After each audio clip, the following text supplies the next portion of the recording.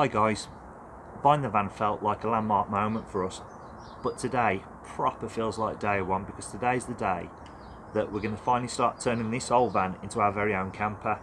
Now obviously it's been partially converted already, so the first place that we need to start is by stripping it back to its bare bones, and then we'll take it from there. So I guess the very first place to start will be by taking out this old battery, and then from there we'll start stripping out the rest of the van.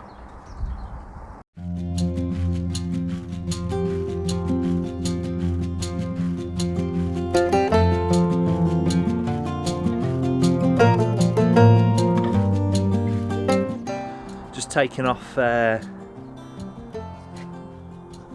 top of there. There's a cover on top of there, just taking that off, and it's unveiled the jack and some high-vis gear. Not sure if it'll fit me.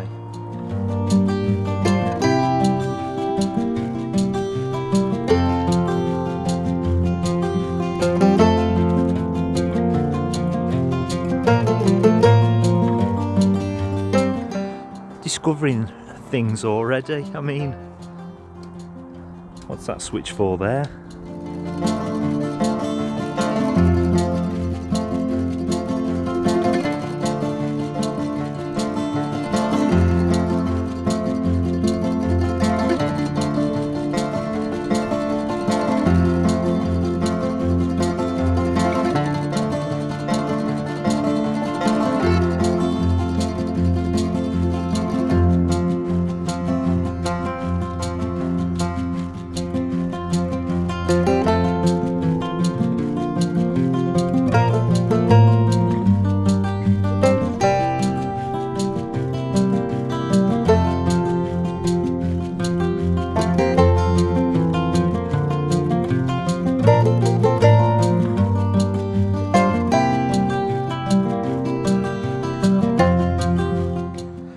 Right, taking the mattress off, and that's what's under the bed. So we've got a collection of DVDs. I think that's the inverter there. Portable DVD player. Bed sheets. And a hookup cable by the looks of it. Have to have a closer look, see what's in here in a minute. You alright, Mel?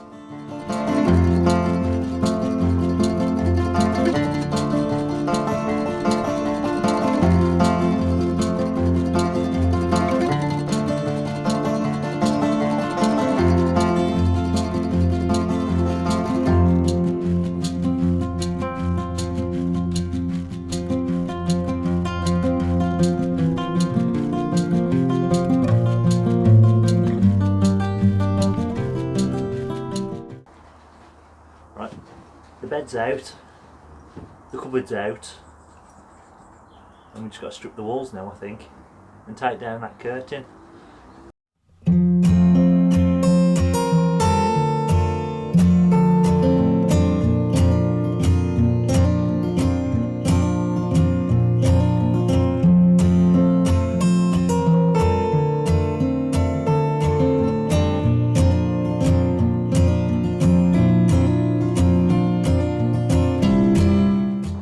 So that's the part conversion stripped out at the back of the van.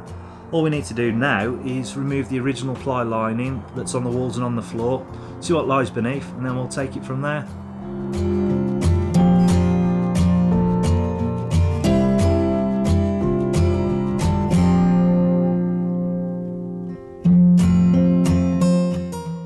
So the screws holding the floor down, as you probably expect, just rusted to hell, and as you just saw, the only way that I could actually get them out was just brute strength, to be honest with you.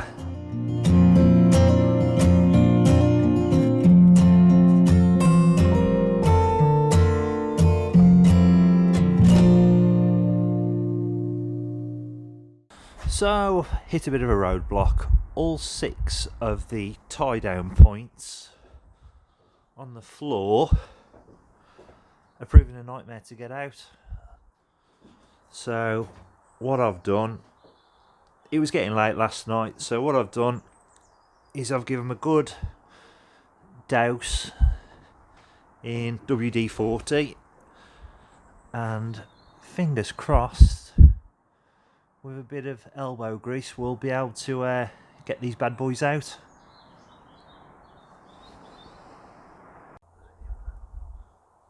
So in the end, what I had to do to remove them was, using my Dremel tool, just put 4 nicks in the head of the bolt, and using a hammer and chisel just whack it round, to be honest, and eventually 5 of the 6 have managed to come free. So this is the 6th and final one. Now unfortunately the nut underneath the van, which the thread screws into, they're all welded to the bottom of the van as far as I can tell, but unfortunately for this one it's came free, so in effect what the thread is doing, it's just rotating freely.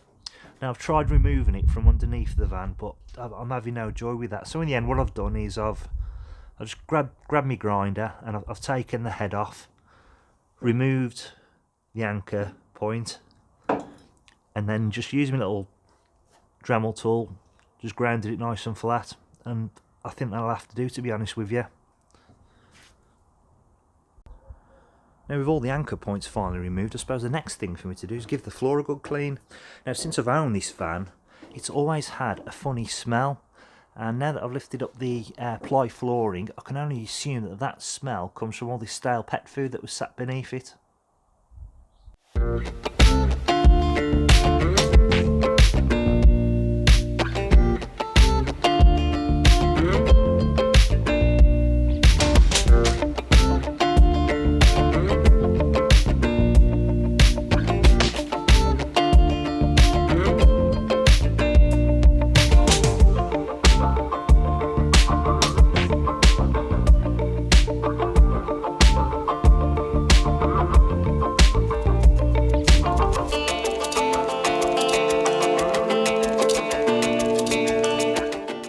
And there we have it all.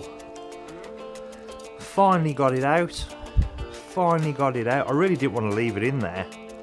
I mean, loads of people, I'm sure, will say, oh, it's not doing any harm, you could just leave it in there. But having got all the others out,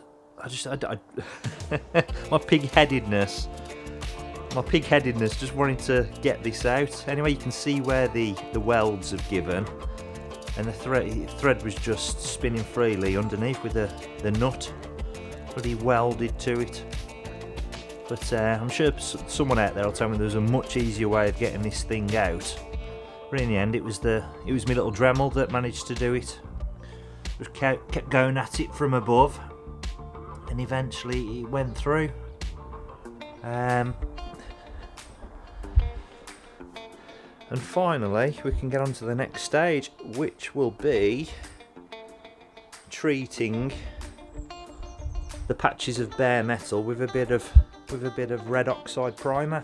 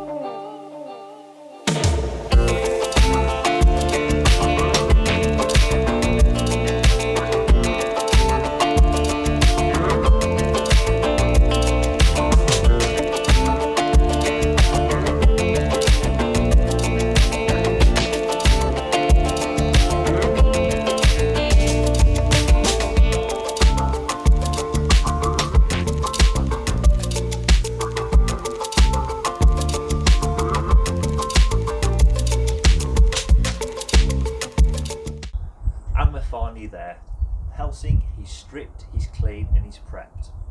Now I'm sure it's not the most exciting video you'll ever watch, or the most exciting video we will ever make for that matter, but it was a necessary evil. We want to chronicle the whole process of turning this van into a camper van, and unfortunately this was a big part of it. We've now got a blank canvas and we can start putting our own spin on the campervan conversion now.